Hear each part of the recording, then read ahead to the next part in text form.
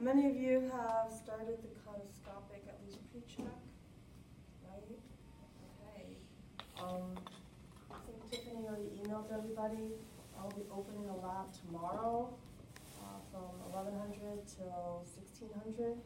And yesterday she put up a sign-up sheet. I will do conoscopic pre-checks. And the last day of class is next Wednesday, and the last section in the evening is devoted to, checking out of your lab drawers and that kind of thing. But I will, as long, and it's only like 7 people here, and many of you I would think will probably, hopefully get your conoscopic post-check done before then. But I guess you could spread the word. I will, I've always given conoscopic checkouts after the last day of class. So I'll have Tiffany put a sign up in.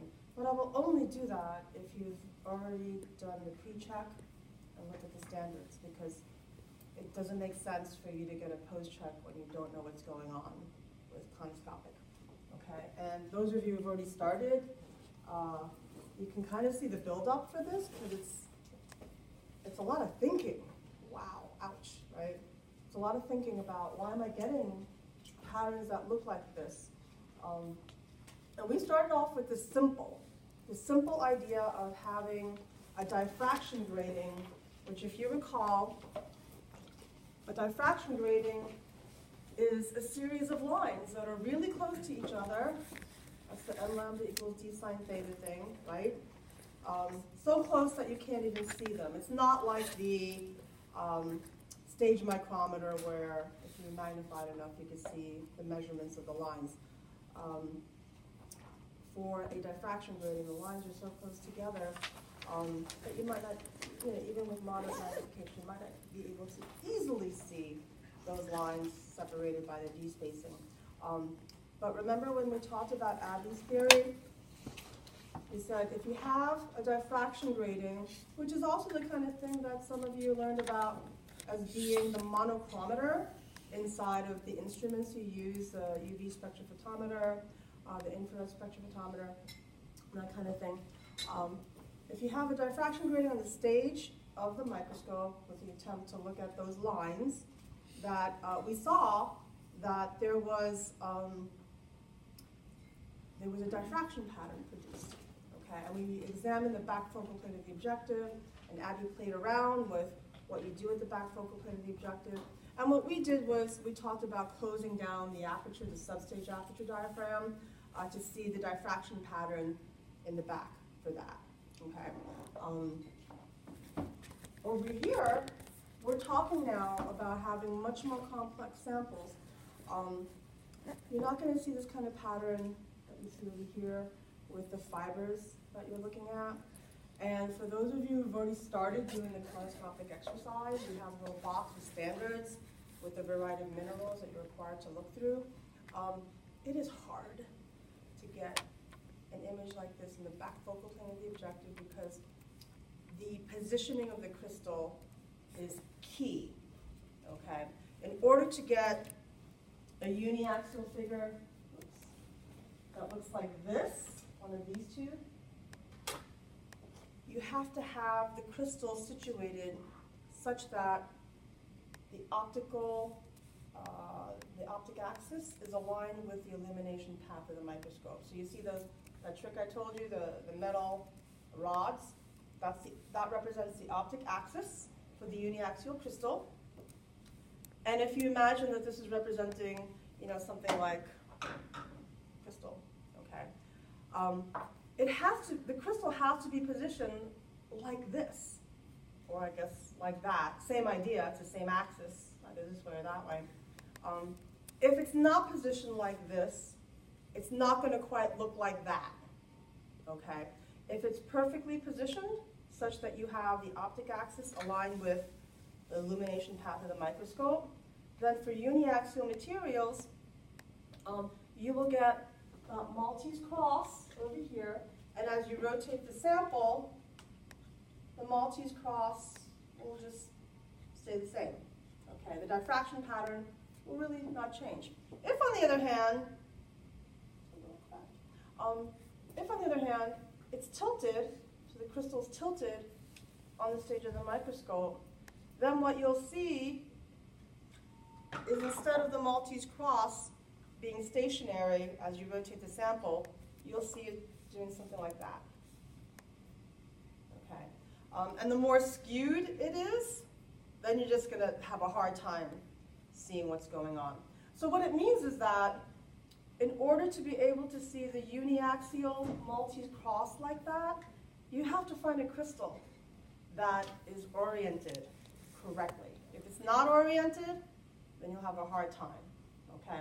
And that's probably one of the things that makes looking at the samples, the standards, because they've basically been crystals sprinkled on a microscope slide with a cover glass put over it with mounting material in between, and you're hunching around for a crystal that will be in this nice position. And it doesn't happen often enough, actually. I've been talking to my lab staff, and I don't know if it's doable. If you're a geologist working with minerals, you're probably not going to be working with those crystalline samples in a permanent mount. What makes a lot more sense is to have those crystals in something like maybe glycerin or some other kind of like oil, and you could put the cover glass over the crystals in the oil and then basically push the cover glass to roll the crystals until the crystal is in a nice orientation for you to be able to see this. And this is what you're seeing at the back focal plane of the objective. You can see that either by pulling out one of the oculars and looking down the optical path of the microscope, or what you will have to do the conoscopic exercise is there's a Bertrand lens at the top of the intermediate tube, and there's like a metal dial that's inside of that, and usually it says out for doing all the orthoscopic analyses like you've done with everything so far with that microscope. When you rotate that disc inside of the intermediary tube, it'll go from out to click in. Okay, when it's in, basically what's happened is there's an additional lens that has been rotated into the optical path of the microscope, and that lens in combination with the eyepiece, ocular, that basically becomes a telescope that allows you to examine the back focal plane of the objective. Okay, so the other thing you'll notice is that in addition to clicking that disc so that the Bertrand lens is in place, underneath the same part of the disc is a focus mechanism, which allows you to, basically raise or lower that lens a little bit to get the back focal plane of the objective to see this in more crisp detail. Okay, so it's just like previews of these things. For the biaxial materials, which I haven't talked about a whole lot, you need to, same idea as the uniaxials, they have to be positioned in a particular way. If they're not positioned in that particular way, you're just going to be seeing weird, really pretty, colorful Michel Levy. These are all Michel Levy colors, by the way, that you're seeing. In order for you to be able to see the nice biaxial pattern, it has to be situated such that, like this, but that doesn't mean anything to you right now. So most of you can see the yellow ellipse, right? And the yellow ellipse, it has two black lines that cross each other. Can you see that? Yellow ellipse. That black line and that black line. Okay. So there's one for each of these. Those are the optic axes. Biaxial, bi means two axes. So biaxial materials have two axes. So for the uniaxial, remember I said you have to have an optic axis of the crystal aligned with the optical illumination path of the microscope in order to see a nice interference figure. For this, you're not positioning the optic axes aligned with the illumination path. You're actually, the best way of seeing this is actually to have the acute angle. So you see when you saw the two axes, they weren't like 90 degrees to each other. So the axes were a little bit closer. And in one position, you can have an acute angle above and below, and that means you have obtuse angles on either side. Or you can rotate it so it's the other way around, okay?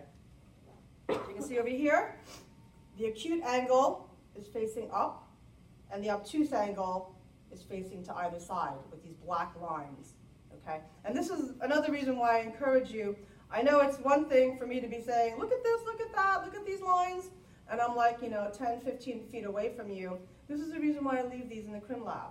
So you can look at them like a few inches away from your face and get a better sense of what I'm talking about, because this makes it a lot easier to understand what's happening when you're examining a crystal that's not this big, obviously, but on the stage of the microscope, what's happening. So with my biaxial materials, in both of these cases, I have the acute angle facing up and down and the obtuse angles facing side to side for those optic axes. You can see that, okay? So I'll give you a little bit of a cheat over here, just like I gave you the cheat for this. Remember I said, not only can you recognize the uniaxial because it's got the metal rods, in those figures, but the the positive optic sign was this one that's slightly smaller. It has a smaller circle, okay, which will tell you, if you think of the definition, that must mean epsilon is greater than omega, which is the definition for a positive optic sign. And so the other one is the slightly bigger indicatrix figure. The circle is much bigger over here than it is over here, and the circle is like a teal color. So this is a negative optic sign. With the biaxial materials, you look for the two lines which specify the two axes, biaxial, that's the definition, two axes. And when you face the acute angles up and down, okay, actually this one, the smaller one, is the positive optic sign, and that's just the cheat because you don't know why yet, okay? And this is the negative optic sign. But I'm going to explain the reason why you can determine this using these indicatrix figures, okay? So once again, if you can see the black lines, and they've chipped off over time, these are really old. They're probably older than some of you over here because they were using these in like the late 80s. Yeah, like how many of you were born in the 80s? These are older than you are, right? They're not older than me, but Dr. LaForest used these when he taught me in 1993, and he'd already used these for several years. One of his students made these, actually. Pretty cool. So we'll talk about understanding this, because we went into more detail about uniaxial, but we haven't done so for biaxial. The conoscopic view of the ray paths through the sample rather than viewing the sample itself. So back to that idea, the difference between looking at the actual field stop, where we can see what does the sample look like when it's magnified. Now we're looking at an aperture stop. And the aperture stops basically, remember aperture stops, they start off with what's making the light, the little light bulb at the back of the microscope. Then the next aperture stop is the substage aperture diaphragm that you're opening and closing. The next aperture stop that we're talking about over here, what we're looking at to see these diffraction patterns, is the back focal plane of the objective, okay? And then the next aperture stop after that is your pupil, but not just your pupil anywhere in space.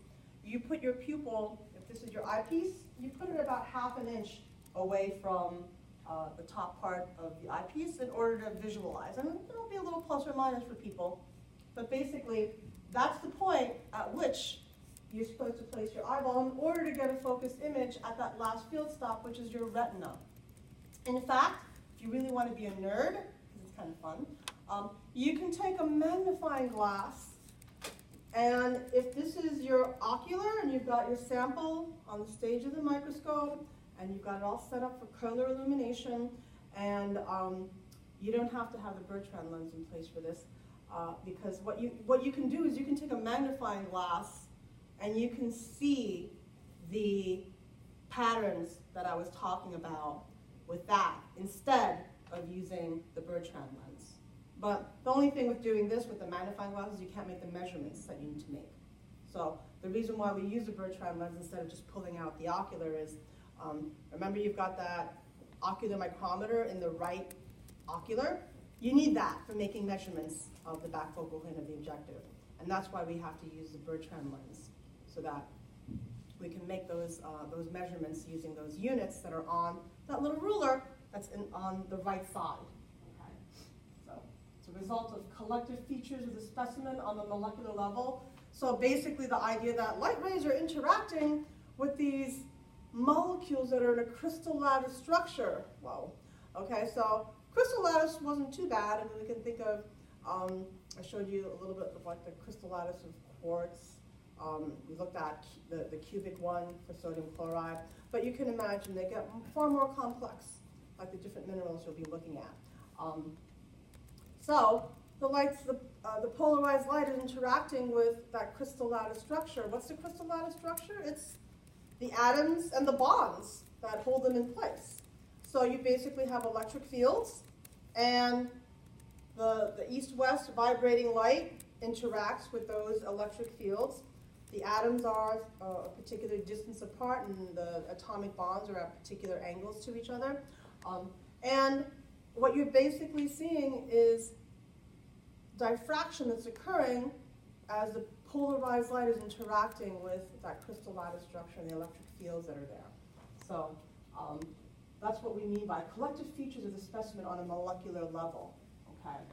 So the relationship between the orthoscopic and conoscopic observations, this is back to the example I was talking about, diffraction grating lines that are evenly distributed and a d distance apart, and then being able to see the display of the diffraction pattern that resulted. So orthoscopic versus conoscopic.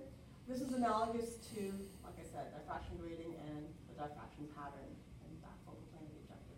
So different ways to do this, I've already mentioned. Take out the ocular. You could do this with or without a pinhole cap. I know we used to have pinhole caps. I don't know where they are in the crim lab. But a pinhole cap is kind of what it sounds. It's like a rubber cap that when you take out the ocular, you can stick it into the ocular housing.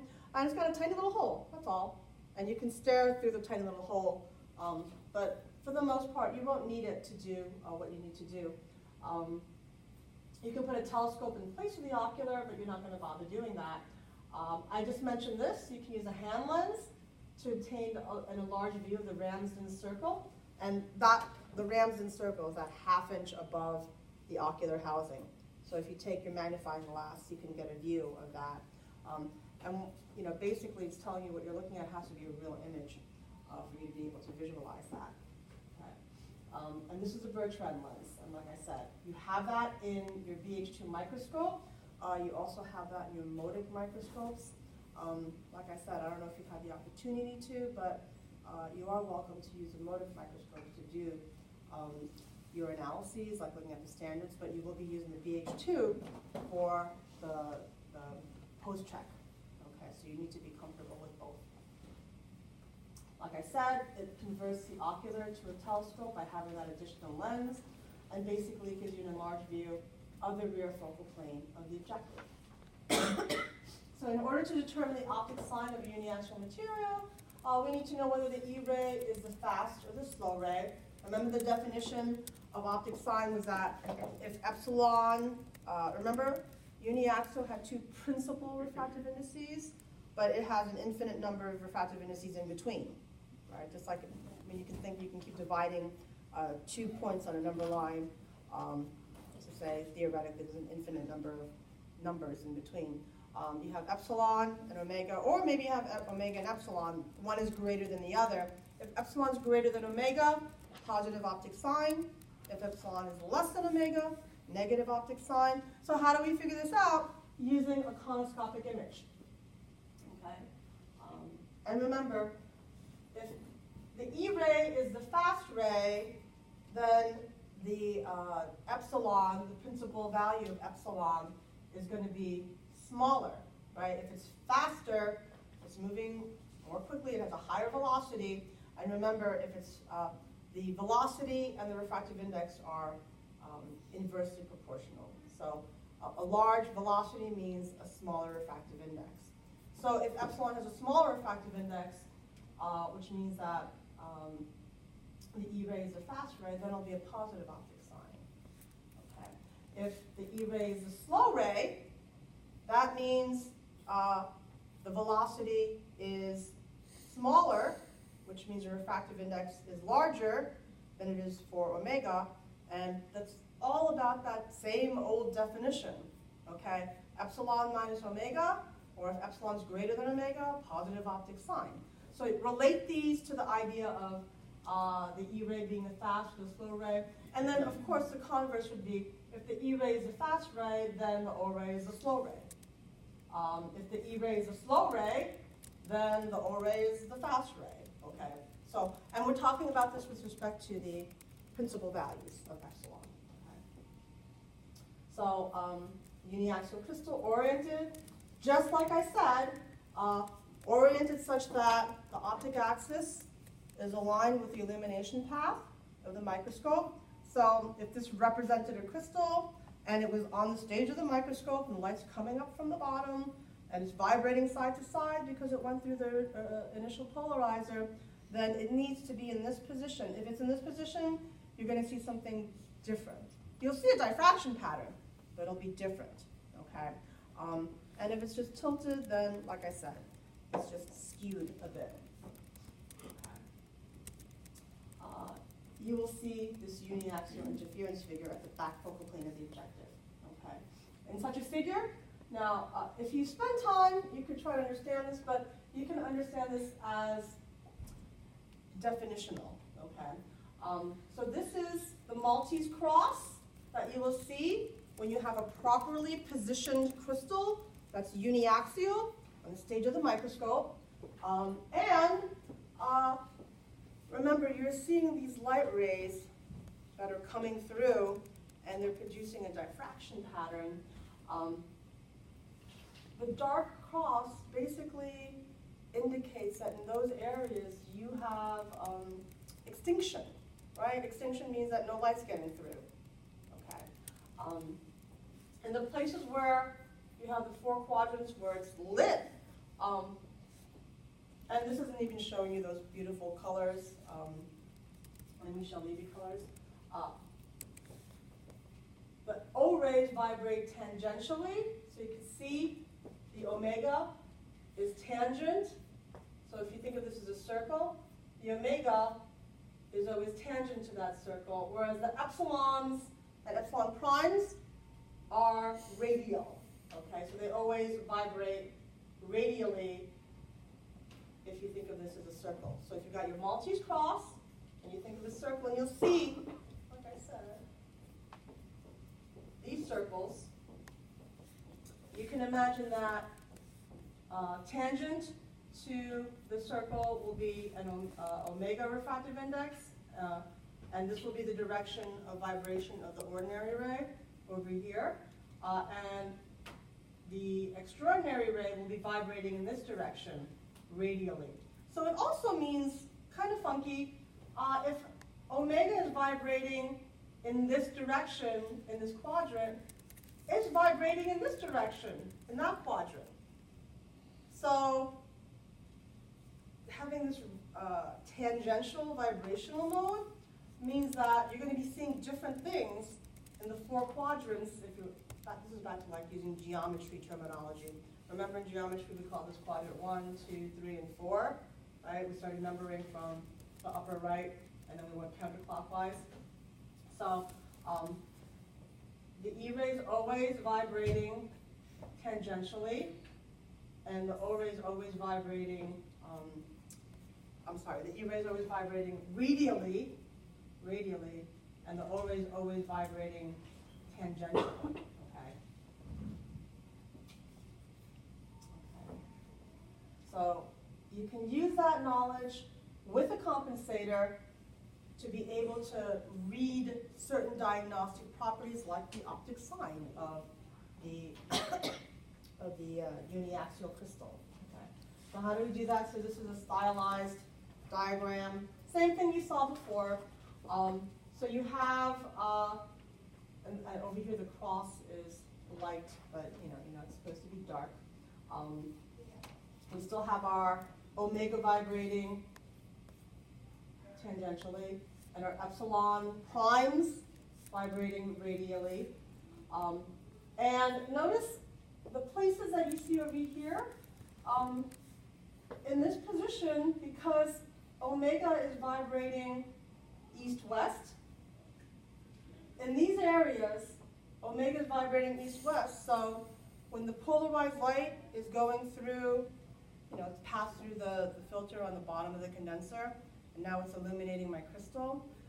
In that area, that polarized light is only experiencing omega, and the epsilon prime is also omega, right? So in that particular situation, none of that light will get through the analyzer because it's only vibrating in that direction. And what will end up happening is it'll look dark. And over here, it'll only be, the light will only be experiencing epsilon, not omega. And over there, once again, the light that's vibrating side to side will remain only vibrating side to side, east-west, and then it'll be completely blocked by the analyzer, which will only allow light vibrating side up and down. Now, you can see over here that I've got that steel gray color from the Michel-Levy chart. I'm going to keep coming back to this thing over here. This is with the colors. So my Maltese cross. And the other thing I'll have you note is that you're basically seeing the Michel-Levy chart in this interference figure, okay? Except it's concentric instead of like what you have as lines in the Michel-Levy charts in the laboratory. If you think of it, the Michel-Levy chart starts off with black, and then as you go out, you've got this gray color, and then it becomes low-order white, then you've got your yellowish and orangish, and then you've got first-order red, and then that really pretty blue after that. And as you keep going, you just go through these higher orders of Michel-Levy colors to the point where you get this muted stuff, and then it'll eventually become high-order white. So this happens to be a pretty thick sample because I have so many of these interference colors, so many rings. Okay. So I'm going to give you another little bit of a cheat to think about what this means. How many orders of diffraction am I seeing, or how much quote-unquote retardation? Count the number of reds. First order reds, second order reds, third order red, and multiply, if you want 530 or 550, remember that's the different compensators you could use for first order, between 530 and 550. You guys are using a 530 compensator in the laboratory, okay? So if you have one order only, you have two orders over here. You've got the first one and the second order of red. So 2 times 550 is 1100, okay? That would be the retardation that that particular thickness of crystal is experiencing, okay? This could be the exact same material, except it's much thicker. Remember, the amount of retardation is related to the thickness, okay? So if I have the exact same sample, but it's much thicker, I'm going to get a hell of a lot more of these fringes, these different colors. Having different colors, or lots of them, does not mean it must be a completely different type of material, but it is an indication that if it is the same type of material, one sample must be much thicker than the other one. And to get a sense or an estimation of the amount of retardation that the sample is experiencing, count the number of the reds. Because each red occurs at 550 or thereabouts, or 530 or thereabouts. So if there are 10 of them, then the total retardation being experienced is 5,300 to 5,500, somewhere in that range. Okay, so you get the basic idea of understanding that. So now, much easier to see that steel gray color that's just outside of the black Maltese cross. It's over here, here, here, and here. Okay, it's a little harder to see it over there, but it's still there. Okay, that is the color that we're interested in over here. It's the same one that is part of the diagram. Okay, so now I inserted which compensator to turn it magenta? First order, yeah, right, pretty easy. Not a trick question. So, and the z direction, the slow ray of the compensator is vibrating in this direction. So, if you're trying to interpret this, this image, in this quadrant, the omega ordinary ray is vibrating in the same direction as the slow ray of the compensator. Okay, and you can see that over here and over here, omega, or the ordinary ray, is vibrating in the same direction as the slow ray of the compensator, the Z ray over here. And over here, in quadrants 1 and 3, it's the epsilon or extraordinary ray, which is vibrating in the same direction as the slow ray of the compensator. Okay, and that's basically a function of the fact that the epsilons are vibrating radially, and the ordinary rays are vibrating concentrically or tangentially. Okay, which is also the same reason why if omega is over here in this direction, aligned with the slow ray of the compensator, over here omega is, the ordinary ray is perpendicular in vibrational mode to the slow ray of the compensator. So that's why you're seeing something different happening. So remember, when you're putting in the compensator, with every single color that you're seeing in the back focal plane of the objective as your diffraction pattern, when you insert the first order red plate, if you have addition occurring, then every single color will pop up by 530 with the compensators you're using. And if you have subtractive retardation occurring, every single color you see, which is from the Michel-Levy chart, will be 530 in the opposite direction, to the left, in the Michel-Levy chart. But we're focusing on just this because it's really easy to see. I think the blue is much easier to see than the yellow, okay, but they're both very visible. But when you start with steel gray, this blue is such a bright color because when you look at Michel-Levy chart, if you start with steel gray and you add 530, you get that pretty blue color. If you subtract 530, you get that yellow color. And that's what we're seeing over here. So what it's telling me is that if I'm getting blue from steel gray, what the original color is important, okay, it means that I'm getting additive retardation over here, which means that if this is the slow ray of the compensator, then this must be the slow ray in this crystal, omega, the ordinary ray. Okay. Over here, epsilon is the extraordinary ray is vibrating in the same direction as the slow ray of the compensator, and I'm getting subtractive retardation. Okay. So that it confirms the same thing we already knew in this quadrant. If the ordinary ray is the slow ray over here, then I'll get additive retardation. The ordinary ray is still the slow ray over here. The epsilon is the fast ray. The E ray is the fast ray. And if I have the fast ray aligned with the slow ray of the compensator, I'm going to get subtractive retardation. It goes to the left. Okay.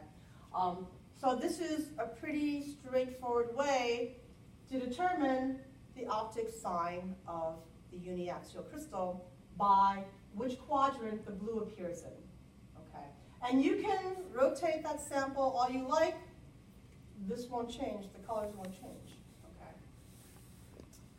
So with the 530 plate. And so what did I do on that? Yeah. So I just basically flip the colors over here. And in this particular situation, the blues, instead of being over here, are now over there. So omega in the second and fourth quadrants over here is aligned with the slow ray of the compensator.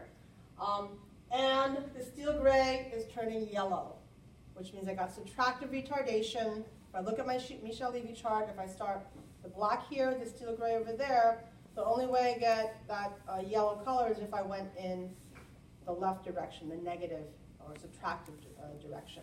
So it tells me that the ordinary ray, or the experiencing omega, is the fast ray, and this is the slow ray in order for me to get subtractive retardation. Meanwhile, in the first and the third quadrants, the extraordinary ray, epsilon, is aligned with the slow ray of the compensator. So it tells me that epsilon, when you're getting the retardation of steel gray, and then you add the 530 plate, and you get additive retardation, because you start with steel gray, add 530 to that, and you get that nice blue color, okay?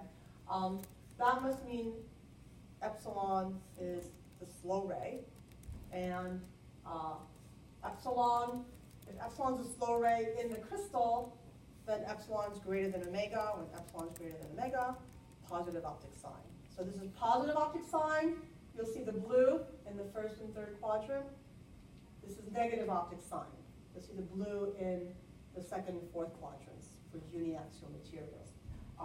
So when you're looking at the standards in the Crim Lab, you'll be looking up, there's a handout that has all the information for all the different minerals you'll be looking at, and it'll tell you which minerals have a positive optic sign, which minerals have a negative optic sign. It'll tell you the birefringence for those materials. So you definitely need to be referring to the standards while you're, the information, the literature values essentially, while you're looking at those materials to get this particular kind of understanding of what's going on. I know time is short, but if you happen to take crystals of sodium nitrite and sprinkle them on a microscope slide and put it on a hot plate to melt it, and then once it's melted, then take it off the hot plate to let it cool, and you can put a cover glass over it.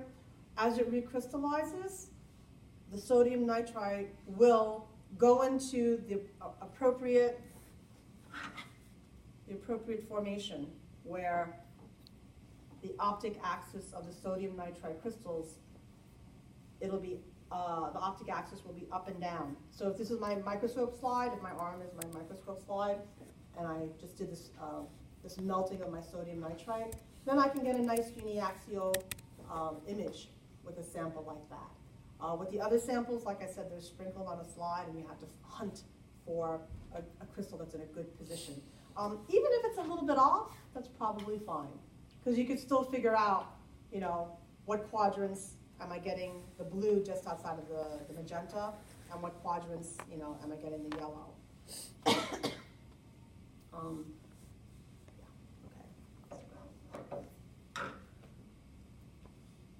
In order, one of the things that will help you when you're hunting for a crystal that's in a good orientation is prior to putting in the Bertrand lens, so you're doing this orthoscopically, put in the analyzer so you have a black background, okay, and you'll see all the crystals. The crystals that have very little retardation, so they'll be darker or darker gray, those are the ones that are more likely to be properly oriented. So hunt for that orthoscopically, and then put in your Bertrand lens to see if you get the nice Maltese cross interference figure. Okay. So with that. This is directly from the back of the Polarized Light Microscopy book by, actually it's not in the back, this is inside one of the pages. We have these in the lab, and so you can see it gives you the same information that I just showed you. So this is what it starts off, and you can see this is not centered. It's a little bit off-center, and it's still okay. You still get the information you need. And if you were to rotate this sample, you would just see it doing that through the eyepieces. Okay. What's being shown over here is either a negative or a positive figure. The nice thing with these is that you actually see the colors. The last couple of diagrams I had didn't have the colors of interest for the circles. So over here, very easy to see that I've got the blue in quadrants 2 and 4. And what do we say about that? Remember, it's omega, or the ordinary ray vibrating in the same direction as the slow ray of the compensator. And if I'm getting positive additive retardation, That must mean omega is a slow ray, epsilon is a fast ray, epsilon is smaller than omega, negative optic sign. Negative optic sign. Over here, it's the other way around. Instead of getting the blue in the second and fourth quadrant, I'm getting it in the first and third quadrant, which means that over here, remember, epsilon vibrates radially. So a radial vibrational mode would be just like this. That is the same direction that the slow ray, the compensator, is vibrating. And so epsilon is going from steel gray over here to blue. So I'm getting additive retardation, which means epsilon is the slow ray, epsilon is greater than omega, positive optic sign.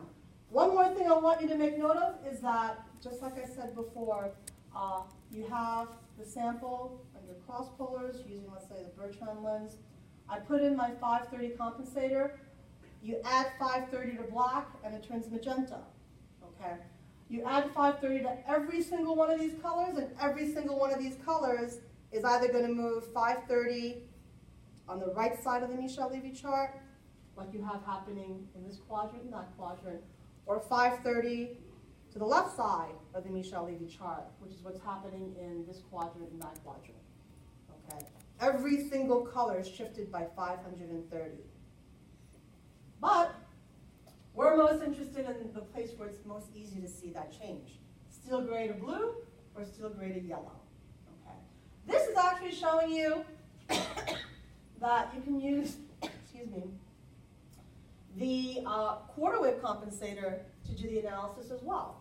And in this particular situation, if you start with steel gray, and then you put in the quarter wave compensator, you're going to go from black to steel gray as a cross, okay? Because you added, what is it, 147, right? 147 is a retardation for the material that's in the quarter wave compensator. And I'm getting black over here. So this went from gray without the compensator to black with the quarter wave compensator. So if I went from gray to black, I must have been going to the left of the Michel-Levy chart. Okay? So I got subtractive retardation in quadrants 1 and 3. Subtractive retardation for epsilon, which means that epsilon must be the fast ray, omega is the slow ray, negative optic sign. So you can use either one of those compensators to tell you what's going on. You can even see something pretty funky if you insert the quartz wedge. And what you end up seeing is that as you keep inserting the quartz wedge, the two quadrants, the colors keep changing because you keep changing the amount of retardation by adding more and more quartz, right? And so you basically see in two quadrants, the colors are moving outwards, and the other two quadrants, the colors are moving inwards. Okay, so another way of looking at that. Okay, on to biaxials. Okay, so we did uniaxials that have one optic axis and two principal refractive indices, and an infinite number of refractive indices in between those two principal values. Whereas biaxial substances have two optic axes, that's what the body is for, two axes, and three principal refractive indices. Okay? So once again, three principal refractive indices and an infinite number of possible refractive indices in between the values of those principal numbers for the refractive indices, but three principal ones. And so the three principal refractive indices in biaxial materials are associated with the three mutually perpendicular directions in three-dimensional space, so x, y, and z. And the corresponding refractive indices to the x, y, and z,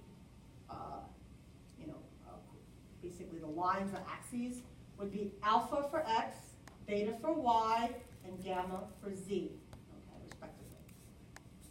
So alpha is always the lowest or the smallest refractive index value. Alpha is always the fast ray. Gamma is always the largest refractive index value. It's always the slow ray. And then beta is somewhere in the middle. Okay. So x, y, and z, alpha, beta, gamma. The x direction is the direction that alpha vibrates in. and the x direction and alpha are alpha is always the fastest ray. I'm sorry. Yeah, it's the fastest ray, yeah, okay. Lowest index. Okay. Remember, fast ray means small index. Okay. Small index means higher refractive index, inversely proportional. This is a little bit more heady to think about. It was easier with the uniaxial. If the principal value of epsilon is greater than omega, positive optic sign. If omega is bigger than epsilon, negative optic sign. But now we've got 3 refractive indices. So the definition for optic sign in biaxial materials is determined by taking gamma minus beta. If it's greater than beta minus alpha, it's a positive optic sign. What does that mean? It means that beta is closer in value to alpha. So if this is bigger than this, okay, then if beta is closer to alpha, then the difference will be small. And if beta is closer to alpha, that means this difference will be bigger, positive optic sign. Same thing over here, gamma minus beta, beta minus alpha. But if, in this case, if beta minus alpha is greater than gamma minus beta, it's a negative optic sign. And another way of thinking about that is beta is closer in value to gamma. So alpha is always the fast ray. It has a specified value for a particular biaxial material. And gamma is always a slow ray for that biaxial material that have a specified value. And beta has to be somewhere in the middle. Anywhere in the middle. Could be closer to gamma, or it could be closer to alpha, but anywhere in the middle. Okay? So, the plane that contains the x and the z directions also contain the 2 isotropic directions or optic axes. So now I'm going to come back to these guys. And once again, and this is, I know it's not easy because you're back there, like what the hell is she talking about? Yellow, the yellow ellipse. It contains the 2 black lines, and some of them have broken off. But you can basically see that there used to be 2 black lines. Each of those black lines symbolized the 2 optic axes. Okay. So in these particular indicatrix figures, the yellow ellipse contains the optic axes. The plane that contains the x and the z directions also contains the 2 isotropic directions or optic axes. What do I mean by isotropic directions? Isotropic directions means that if I actually were to align the optic axis, so the illumination path of the microscope is like this. This is my crystal on the stage of the microscope, and I've got the optic axis aligned with the illumination path. This will be one position of 2 possible positions, or I guess 4 if you think of it upside down. But basically, if you have an optic axis aligned with the illumination path of the microscope, my sample will appear to be isotropic. It's not isotropic. Only in this position will it appear to be isotropic. It's not too different from the idea that with my uniaxial crystal, if I have the same idea, the optic axis is aligned with the illumination path of the microscope, then only omega is being experienced, the teal circle, okay? So whether I rotate it this way or that way, omega is the only refractive index being experienced, and as I rotate it, it'll still look black the whole way through. So this is the funky thing. Both uniaxial and biaxial crystals in certain positions might look isotropic through the cross polars in a PLM. Okay, but when you move them, when you move them around and you don't have an optic axis aligned with the illumination path, then you'll see, oh, I'm getting a conoscopic image that is not consistent with isotropy, okay, or being isotropic. Okay, so so it also tells us that the yellow contains remember the diameters are consistent with the measurement or the magnitude of the refractive index. And in this particular, I'll start with this one, the largest diameter of any of the ellipses is the one in between my two index fingers here, right? That's the largest diameter. This one's smaller. Wait, let me see. Okay. This one's the same.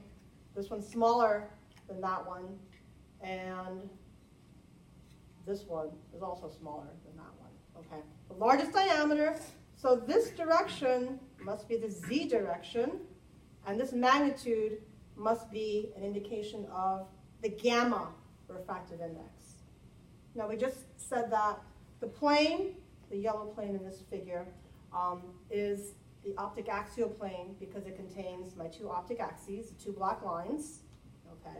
So if this is a measurement of gamma, and this is the z direction, then this, in between my index fingers, must be the direction of x in which alpha vibrates. So alpha is vibrating like this for the yellow, and gamma is vibrating like this. Okay. So when you look at the indicatrix figures for the biaxial materials, they each have yellow, and the yellow is helpful because, like I said, you still have gamma, the largest refractive index, the largest diameter. You still have the smallest diameter, which is the direction that alpha vibrates in. And then you still have to have, beta somewhere in there. So there are three mutually perpendicular ellipses in these indicatrix figures. The yellow is one of them. You have the red, and I just rotated this, so this diameter is the same for the yellow as it is for the red. So this is still gamma, okay? But now this is beta. So beta is vibrating in this direction.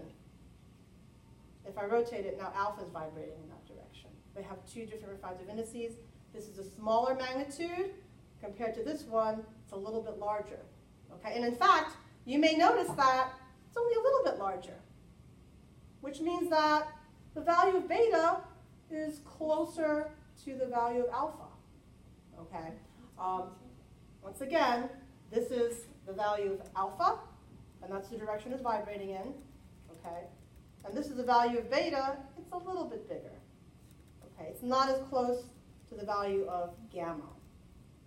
So the red, I have Z, and I have Y. The yellow, I have Z, and I have X. And then, you can't really see it over here, there's a dark blue ellipse. Okay, and the dark blue ellipse has alpha, X direction, and beta, Y direction. So three mutually perpendicular ellipses, and each ellipse either has to have alpha beta, beta gamma, or alpha gamma. Okay, so three possible principal refractive indices. Now, in the uniaxials, there was just a random, over here it's yellow, there was just a random ellipse, epsilon prime. Over here, this is not random. There are circular sections in the biaxial indicatrix figures. The circular directions, so let's think about this. Alpha, beta, gamma, and beta has to be in between alpha and gamma, okay, in between the extreme values. So if this, in between my index fingers, is the magnitude of alpha, okay, then as I increase, I'm going to move my index fingers to show you that alpha prime, alpha prime, alpha prime, alpha is getting to be a larger and larger value as it shifts upwards, right?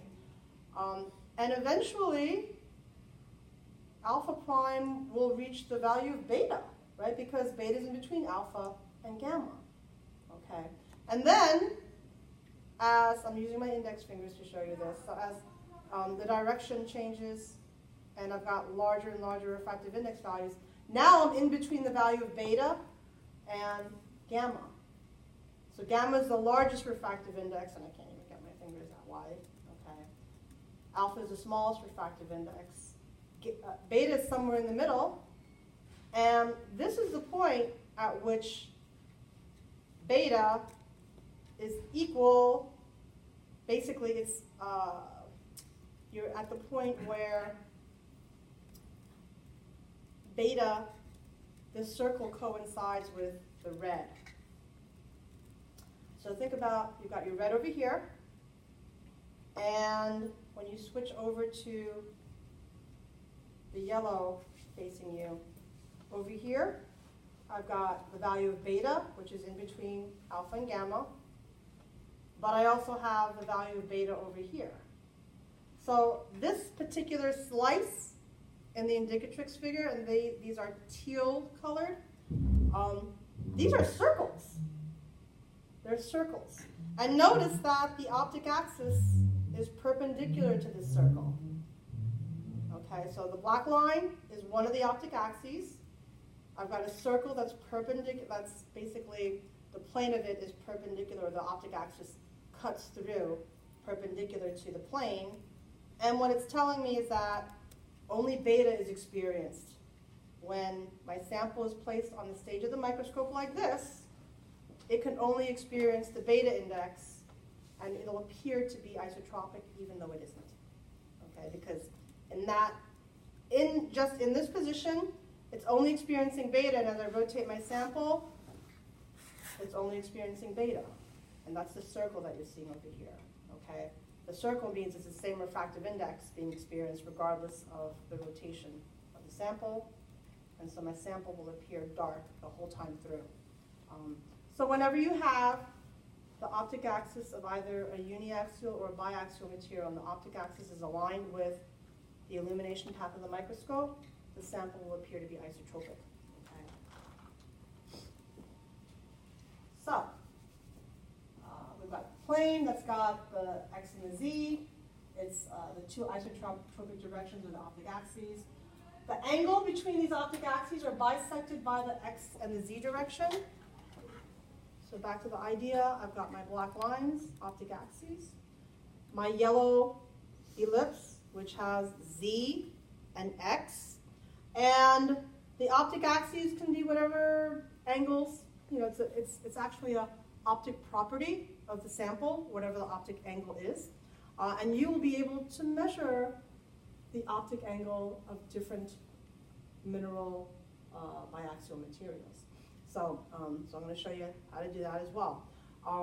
So as I mentioned before, you can have, in this position over here, the optic axes are kind of like that, okay? And the acute angle is side to side, and the obtuse angle is up and down.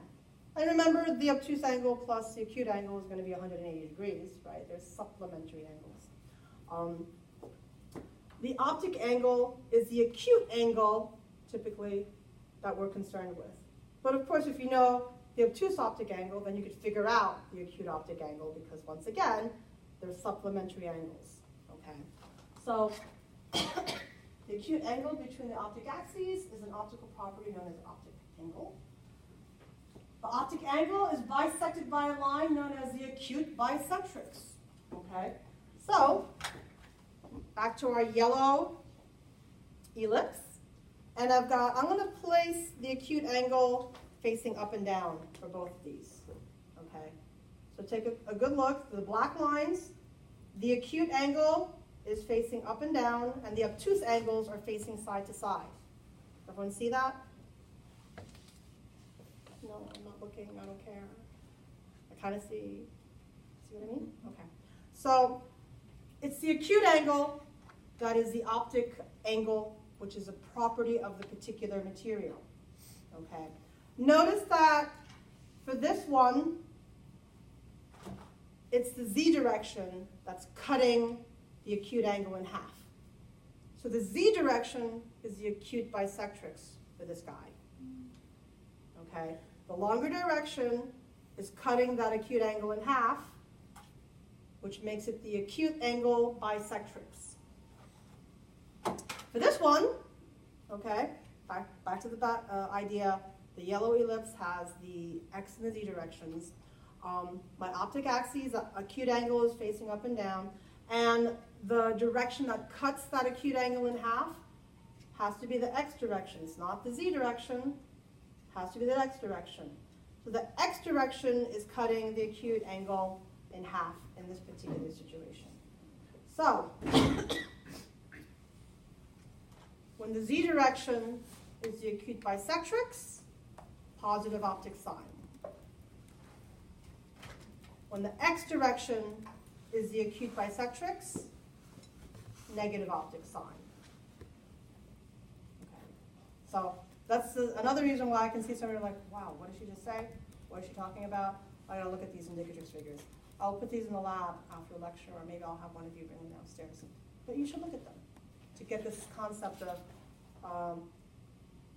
optic axial plane contains the z direction and the x direction, and the optic axes are in the optic axial plane.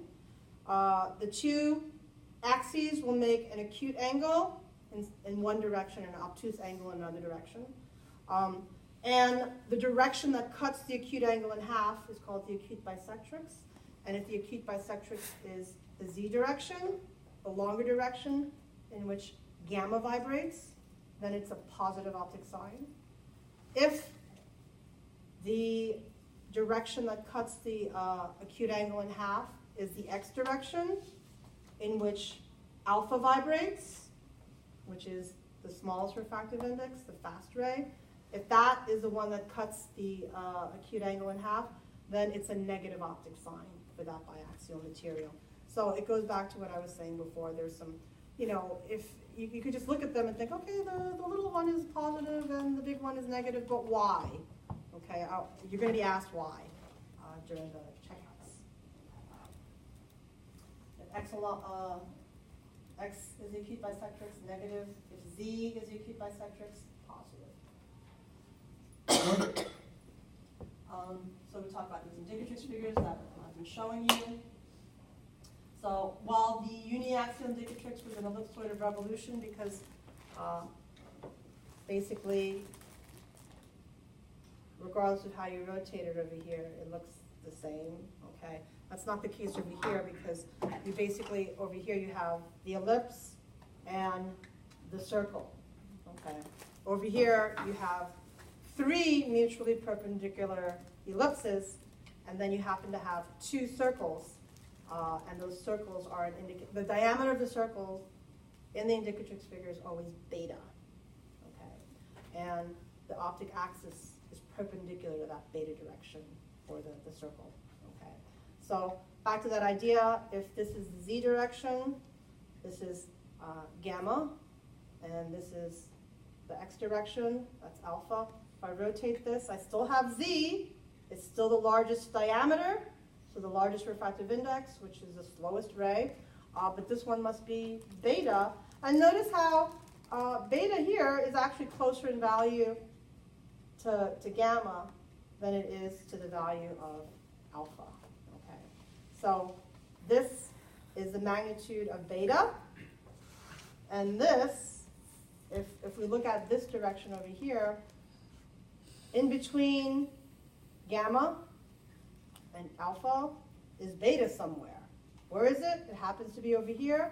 So this has the exact same refractive index in this plane as this one over here, and that's why we get a circle. Okay, it's the same diameter.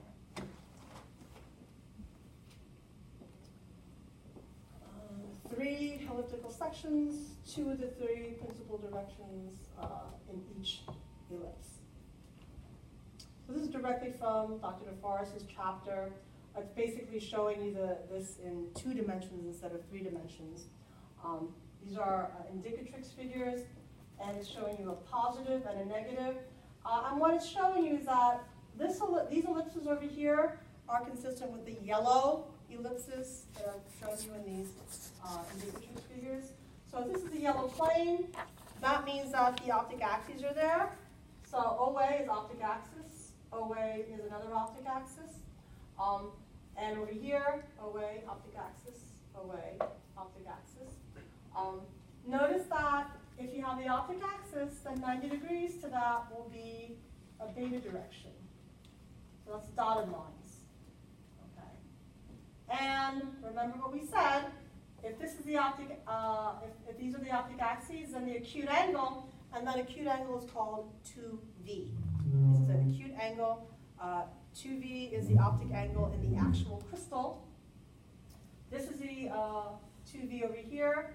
acute angles facing side to side over here.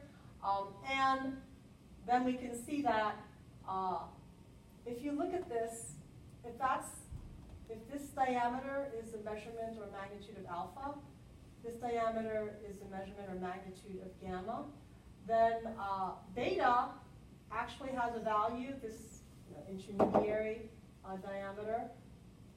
You can see it's closer in value to alpha than it is to gamma. Okay? This diameter is closer to this diameter than it is to that diameter. Whereas over here, beta is like this.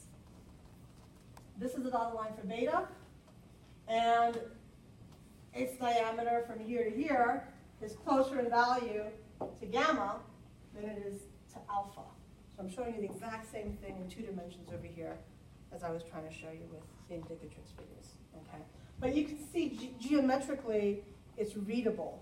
It's a way of understanding positive optic sign and negative optic sign. So how are we going to be able to do this? Well, the crystal has to be positioned such that the optic axial plane is in the direction of the illumination path of the microscope. Okay? But remember with the uniaxial, it was the optic axis had to be aligned with the illumination path.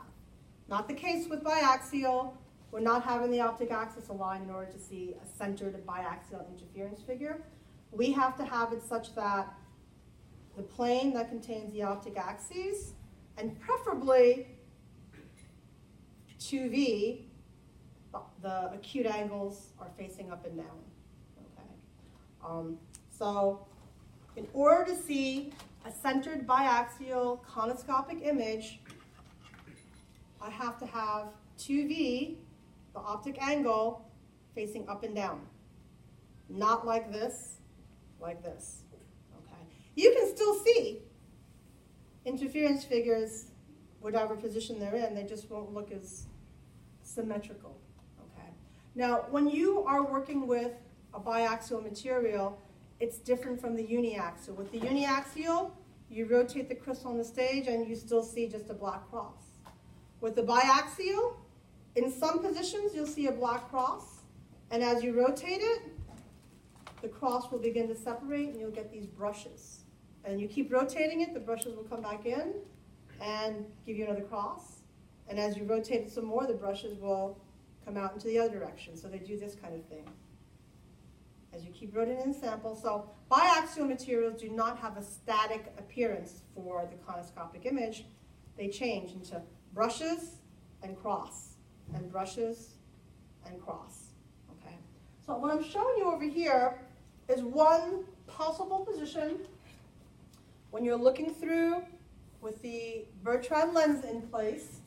This would be the trace of the optic axial plane, and the sample is rotated such that you get maximum separation of these brushes. And what you'll see is that the brushes come apart, they come apart, and at some point they'll be at maximum separation. You keep rotating it, they'll come back in again.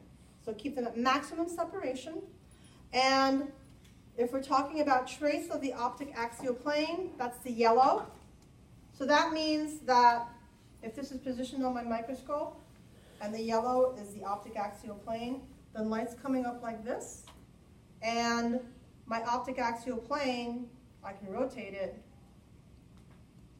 but the yellow ellipse is aligned with the illumination path of the microscope.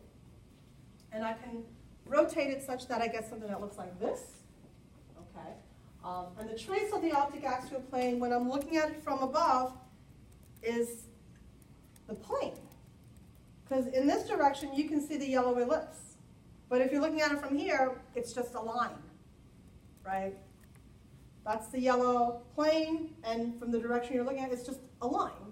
Over here, it's a plane. In this direction, it's a line. Same thing over here. It's a plane. Now, I'm looking down on it. It's a line. And whenever I rotate the sample, the line will just change positioning. Okay? So, in this particular situation, I'm going to be I'm going to be, when I have my brushes at maximum separation in the first and third quadrant, then the trace of the optic axial plane will be cutting right through the brushes. And in fact, you'll have these things called mellotopes, so they look like circles or eyes. They'll be right at the center over there. And the trace of the optic axial plane, basically, when you connect those, the center of those things, that's what the trace of the optic axial plane is. But trace means what I'm talking about over here. It's the line when you're looking at the plane on edge. Okay. Now, if this is a trace of the optic axial plane, then beta is perpendicular to it. Remember? Beta. Okay. So if you have beta perpendicular to it, beta. So brushes at maximum separation, trace of the optic axial plane, perpendicular to that is the beta direction. Okay. Over here, this is either going to be alpha or gamma. It'll depend on positive or negative. Okay.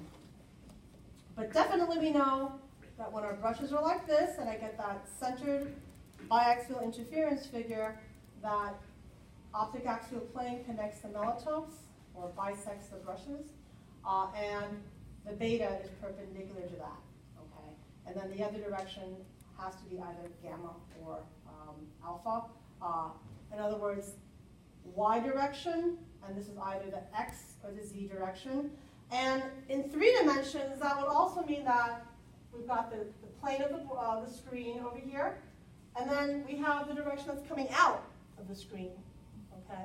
So if this is y for beta, and this is, let's say, x for alpha, if this is y and x, then coming out of the screen must be the z direction, or the direction that gamma vibrates in.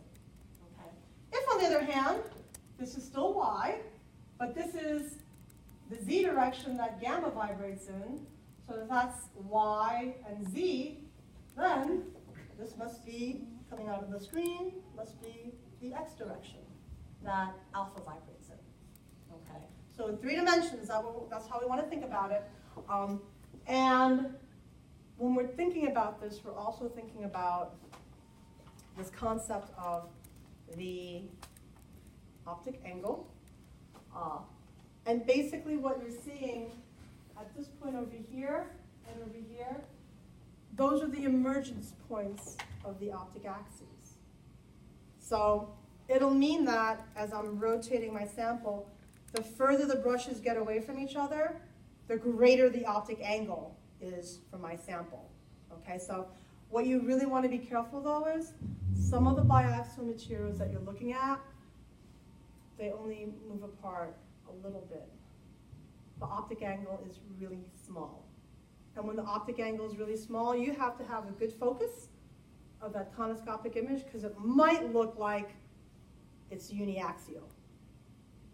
Okay, so that's why it's important to look at the literature values for the samples you're looking at.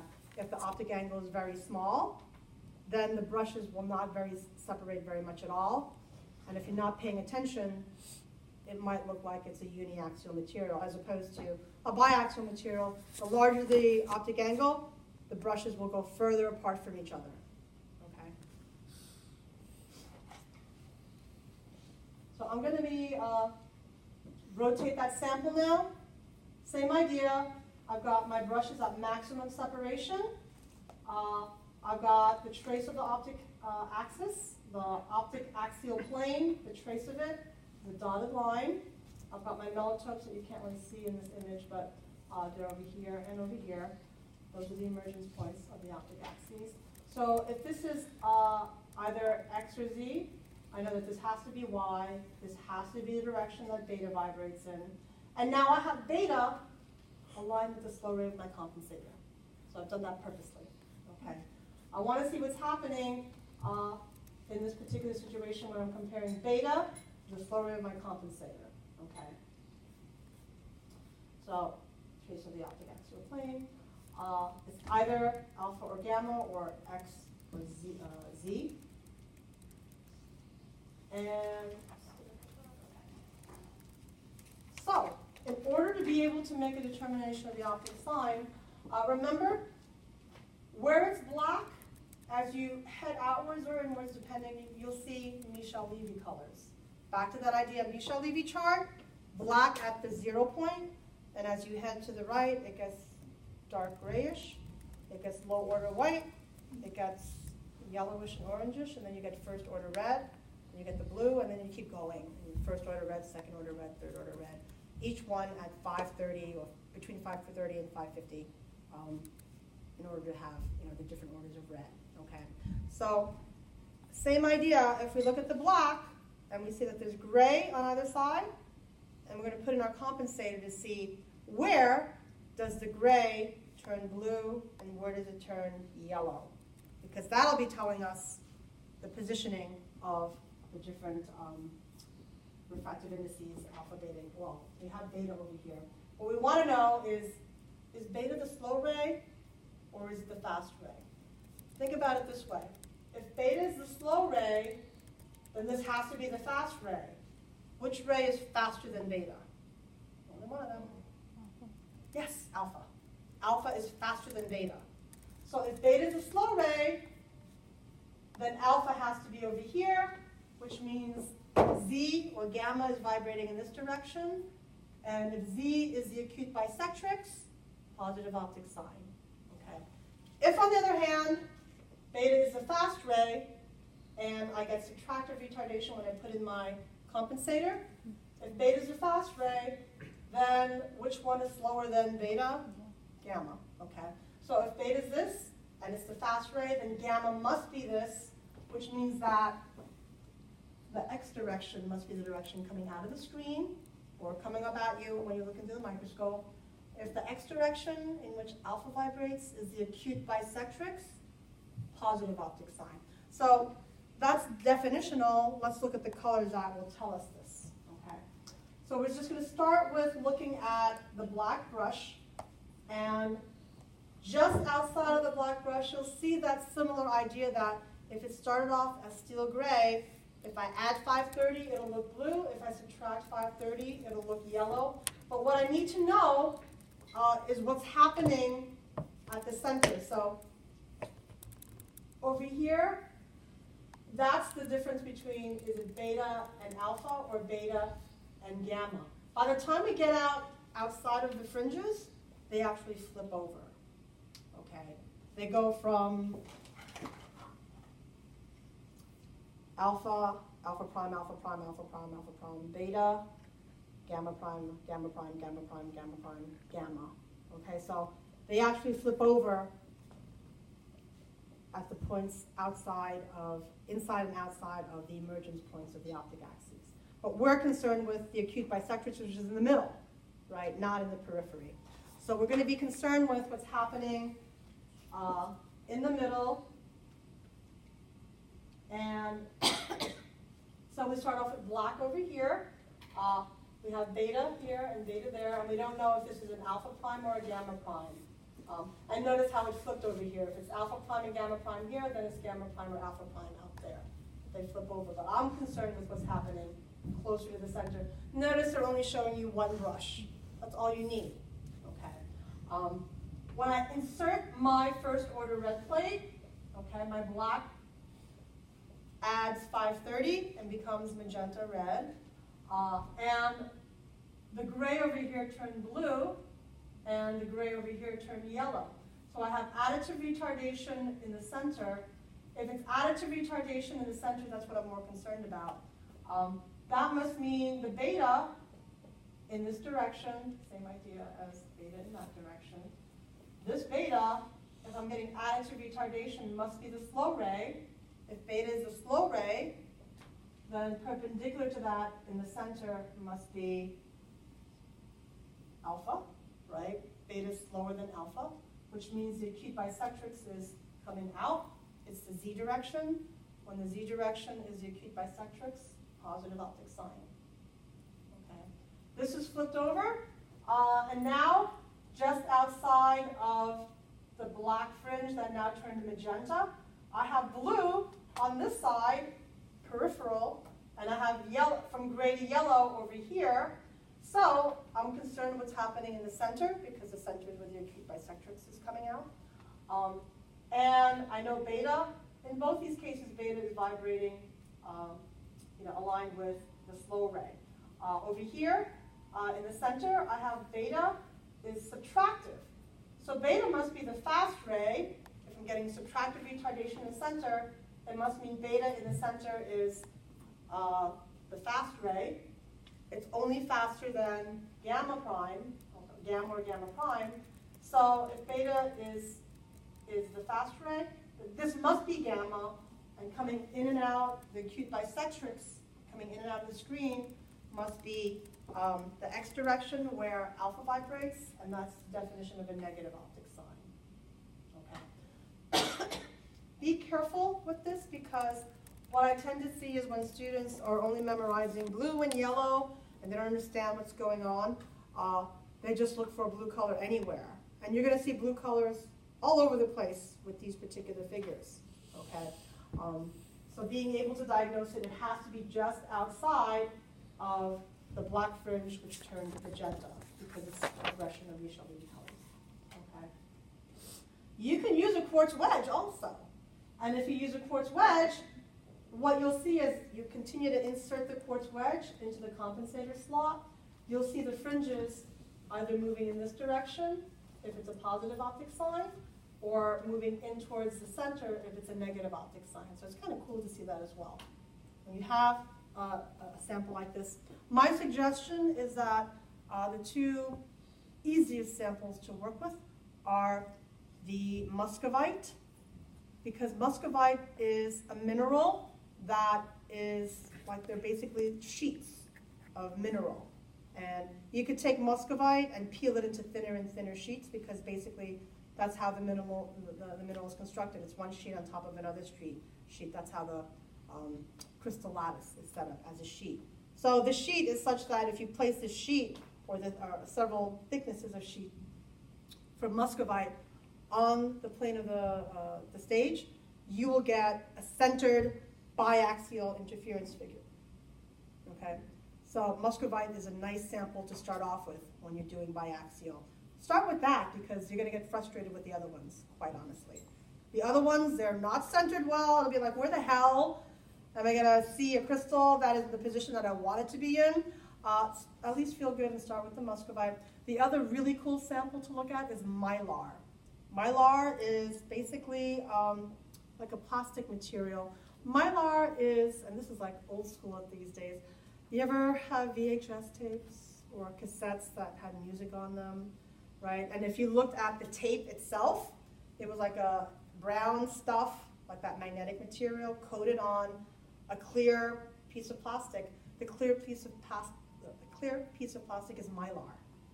So if you like, I did this, I had an old tape at home. I just snipped off some of the clear part, put them on a microscope slide. I was like, oh, mylar, really pretty. Biaxial interference pattern. Okay. So that's what you're looking at. This is from also your McCrone book, and now you can see with all the colors. Okay.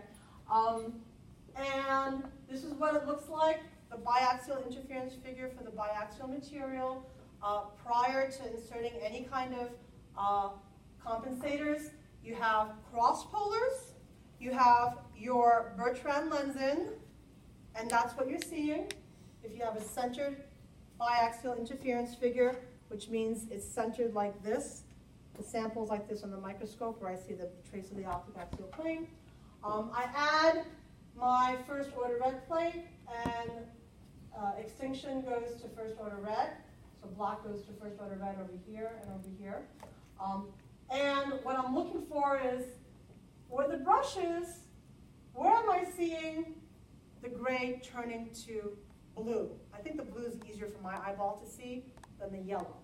So in this particular, this is prior to adding a compensator. My compensator's in. Can you see there's a little bit of blue right over there? Okay, it's on the outside. So that means additive retardation occurred over here, which means subtractive retardation occurred over here. That's the yellow, okay? Beta is vibrating in this direction in both cases. In the center, Beta is giving me subtractive retardation. Beta, if it's subtractive retardation, it must be the fast ray. The slow ray has to be gamma over here. And X is the acute bisectrix, negative optic sign. Okay. Over here, I went from here to this. It's not the same sample, but black goes to first order red. And just outside of that, the steel gray now turns yellow over here and blue. Remember, just outside of the black brushes that just turned magenta. Okay. So now I have blue over here. Beta, once again, it's vibrating in this particular position with brushes in the first, in the second and the fourth quadrants, all of this. Beta is giving me additive retardation. Beta is a slow ray. If it's giving me additive retardation, because the slow ray, the compensator is here.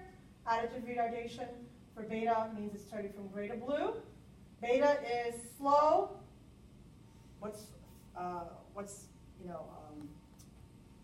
It has to be the fast ray perpendicular to that has to be alpha or X. So that's Y and X.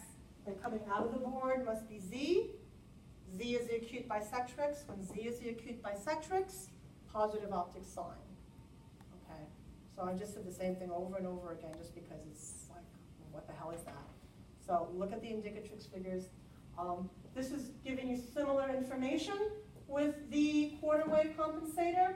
Remember we showed you before, if you start off with black where the brushes are, and you go, you insert the first, the quarter wave plate, you go from black and you add 147, you go to the steel gray, okay?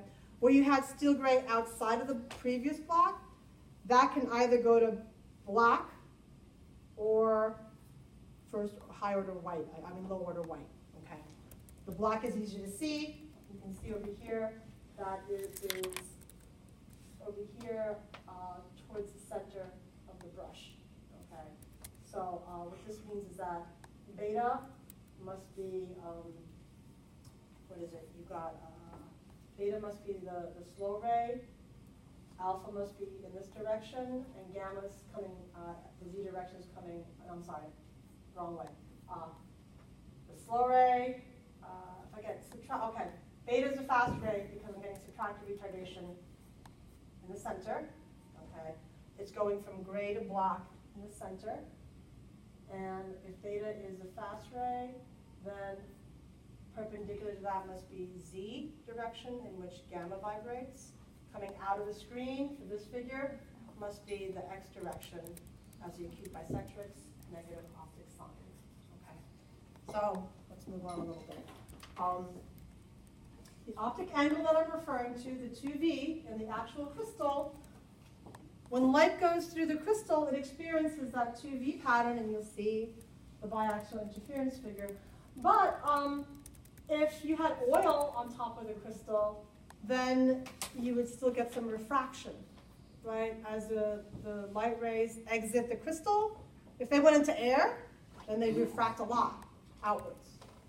So 2V is the actual angle inside the crystal, and then the light rays go through, they enter air, refraction occurs. If it enters air and refraction occurs, the light rays separate out further, and so the optic angle in air appears to be wider. Okay. If you have oil, then you have something in between actual 2V and air, you have something in the middle because it doesn't refract as much. Okay. That's what it's showing you over here. The actual angle for the crystal is 2V, but if you're viewing your sample, and let's say you have oil in between your sample and the objective lens, it's all oil, then what you're actually seeing or measuring in the back focal plane of the objective is the optic angle in oil, which we call 2H. You guys are not going to be working with oil. So you're just going to have air between your sample and your objective lens. So the light goes through your crystal, it experiences the actual 2V, it exits the crystal, goes into air, and it spreads out more, and that's what you're going to be seeing at the back focal plane of the objective with your Bertrand lens. That's 2E in air. So you're not actually measuring the true value of 2V, you're just measuring the value of the optic angle in air, which is 2e, because you're working with the samples in air with the BH2 microscopes in the lab. By the way, when you do your conoscopic checkout, you don't have to worry about orienting your sample. All the samples we're giving you for the unknowns are already oriented, so you don't have to go crazy like trying to find the best orientation. All you have to do is, set up the microscope for curler illumination, which you guys should be masters at this point. Know how to set up the microscope. Examine your sample. Always start orthoscopically. Get a focused view. What does my sample look like? It's a crystal. It's focused. Okay. Once you get a focused view, put in your analyzer. Rotate it. Yeah, it's anisotropic, or maybe it's not. Maybe it's dark all the way through. Maybe we're messing with you and gave you sodium chloride or something like that. Okay. It'll be dark all the way through. I don't really do that too much. So we know with analyzer in, and it gets bright and dark and bright and dark, it's anisotropic. Okay. Now let me put in my Bertrand lens, and let me see those pretty colors. And am I getting a Maltese cross that doesn't change? Or am I getting a Maltese cross, and as I rotate it, I get brushes and brushes? Remember I told you that if the optic angle is small, you'll barely see them separating. One of the things you want to make note of is that with the Maltese cross, typically if it's uniaxial, then the horizontal cross and the vertical cross are the same size. If it's biaxial, when you get a Maltese cross in certain positions, one cross will be thicker than the other cross. Okay? And so you can try and use that as one way of diagnosing biaxial versus uniaxial. Okay. So how do you determine the optic angle? That's what I mentioned, using the ocular micrometer. So what you're going to do is you're going to use this formula, and d is the linear distance between the center of the brushes. You don't even have to use actual units of length. You can use units of ocular micrometer divisions. So you'll have d is the linear distance between the center of the brushes, and little d, and big D, this is almost like a, what is it, blood spatter, right? Except same letters, different meaning. D is the diameter of the field. Keep in mind, you're looking at the back focal plane of the objective. So if you close this substage diaphragm, you'll see that hexagon coming down. Is it hexagon or octagon? I can't remember anymore. And then if you open it, you'll see it opening up. So you want to make sure that you've opened up the substage diaphragm so that the field is as wide as it can be. Okay. If you've closed it down, then you're going to get an artificially small value for the large D. But open and close it to see what I'm talking about. So just like when you're using orthoscopic observations and you close down the field diaphragm, you can see the decagon coming in, but I don't want to see a decagon, so I open it up. Okay. When you're doing conoscopic observations, you can change the diameter of the substage diaphragm, and you'll see it through the Bertrand lens. You'll see the polygon closing down, and you'll see it opening up. It has to be at its widest opening, and it should be. You'll be doing this using the 40x objective lens. It has a 0.7 numerical aperture. So typically, it means that you should have your condenser set at 0.7 as well, and you'll have maximum opening. The microscopes are old, so just double check that you haven't closed it, that it's off a little bit. Make sure that you've opened up the substage condenser wide enough so that you just see the circle of the back focal plane of the objective. This is a formula you use, okay? So measure the little d, and these are just units. This might be 10 ocular micrometer divisions. This might be 15.5 ocular micrometer divisions. Put that into the equation, and what is it? Numerical aperture is a 0.7 for the 40x objective. So this is the one you'll be using. But you can also determine angular aperture in air, right? Because air, the refractive index is 1.0003, that kind of thing. So sine of E is D times the numerical aperture of the objective you're using, which for the 40 is 0.7, divided by the large D. And then you could just take the arc sine of this to determine E. double it to get 2E, that's your optic angle in air. Okay, use that formula. If you're using oil, and you guys won't be, and the oil has this refractive index, then you can use this formula instead in immersion oil. But you guys are not doing that, so all you have to know is, if I were to use immersion oil, that's what I would use. And this would have to be the refractive index of the immersion oil. If you're using an immersion oil with a different refractive index, then it would be a different number that you would put over here. But immersion oil is standardized as 1.515. So sine V, that's the actual optic angle. If you can determine the optic angle in air, which is 2E, then the sine of half of that, sine of E, if you could also calculate theta, then you can figure out the actual optic angle. You guys are not going to have to do that, okay? But this is one way of doing it, and this is the same version of it if you were to do this measurement in oil, immersion oil, okay? Now you might say, how can I figure out what the value of beta is, okay? Well, remember, you guys did refractive index of glass. And how did you do that? With the Becker-Line method, okay? You can actually do that for your crystal, but now your crystal is far more complex because it's not isotropic like glasses. So now you have to be aware of what's the direction of alpha, beta, and gamma. So if you come back over, say, here, and this is what you're seeing conoscopically, so you know beta is in this direction. Rotate the stage so that beta is now aligned with east-west. Take out your Bertrand lens. Take out the analyzer. And now with the crystal in the orientation where beta is now aligned with the horizontal crosshair, do some refractive index oil comparisons. And if the crystal disappears in an oil of a particular refractive index, when it is in this position where beta is aligned with the horizontal east-west axis, then you can calculate, you can basically determine beta just like you did with glass. The only problem is, like I said, with glass, the Becker-Line method was all around.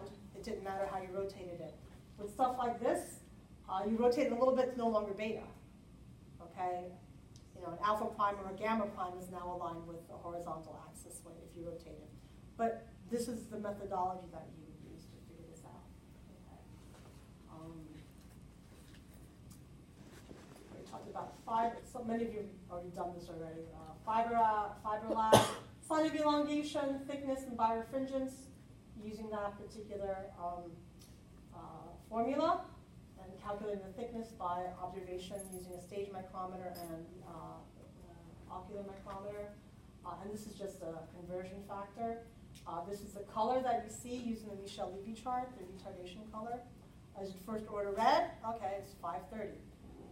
If it's first order blue, maybe it's closer to like, 700, 650 or something like that. Conoscopic, you'll be, when you do the conoscopic checkout, you'll first be asked to set up the microscope for corona illumination, and you've done that before. You should have passed the microscopy practical already. It's just making sure that the microscope is set up to do conoscopic. So once you've done that, call over the instructor. Okay, great, you've got it at 6 volts. You make sure that the analyzer and the polarizer are fully crossed and it's totally dark when I put in the analyzer. You have centered the stage, you have centered each of the objective lenses. You have centered the condenser and you focused it, okay? You've done all those things, you'll get all those little points that are on the table, and then once you've gotten great for that, the instructor will give you a sample for your conoscopic, and they'll ask you, determine if it's isotropic or anisotropic. If it's anisotropic, determine if it's uniaxial or biaxial. Determine the optic sign in either case if it's anisotropic. If it's biaxial, calculate the optic angle. Okay, so you'll be asked to do all those different things. And once you're done, then call over the instructor. You should be documenting in your notebook the measurements you took, the calculations you made using the equations that I just talked about, and then you could write a report at the last thing. My unknown is uniaxial with a positive optic sign, or Maya known as biaxial with a negative optic sign, and I calculated the optic angle to E to be whatever you calculated. And then we'll ask you questions like, oh, did you calculate the true optic angle? No, what was the optic angle in air? How did you know it was biaxial? How did you know it was uniaxial? How did you calculate the optic sign? How did you calculate the optic angle? So all the things I just talked about, you'll be quizzed on when you're doing your conoscopic. I will be in lab tomorrow from 1100 till 1600. I'm not going to have any technical support, so if you need unknowns or anything like that, then get them today. But I will be doing conoscopic pre-checks. So that's a good time to sign up, come up to me with your SOP, your procedure. I think calling an SOP is weird because it's not a standard operating procedure, it's your procedure, which if you've done it well, will become a standard operating procedure. I'll take 2 students at a time in the interest of getting people through with this. Once you've passed your pre-check, you should have time to look at samples the rest of the day, on Saturday, Monday and Tuesday. Maybe you'll be ready to do your conoscopic checkout at that point, okay?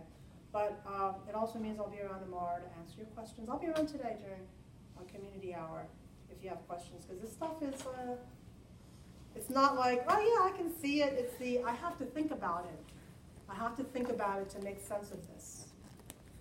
And then if you understand the definitions of these different things, it all makes sense, but it's thinking. So, wow, finished just in time. Questions? I saw some people nodding their heads, which was a mistake. If you don't know what I'm talking about and you're like, yeah, I don't know what you're talking about, then that's too bad. You should ask me questions. If you kind of understand, but you want to spend more time, that's fine also. Ask me questions. Is anyone going to the lab right now? If you are, I'll let you be the caretaker of the indicative figures, and you can take them out.